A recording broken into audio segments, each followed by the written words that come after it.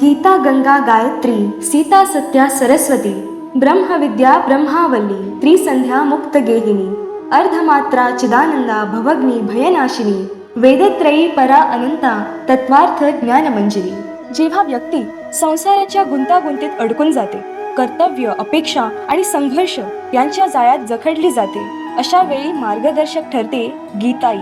आचार्य विनोबा भावे यांनी रचलेला हा अमूल्य ग्रंथ जीवनाला नवी दिशा देणारा, मनाला शांतता देणारा असून गीताईचे वाचन आणि हवन म्हणजेच गीताई याग। या यज्ञ यागाच्या पवित्र अग्नीत आपल्या मनातील भीती, संभ्रम आणि नकारात्मकता नाहीशी होऊन हरवलेला आत्मविश्वास पुन्हा जागृत होतो।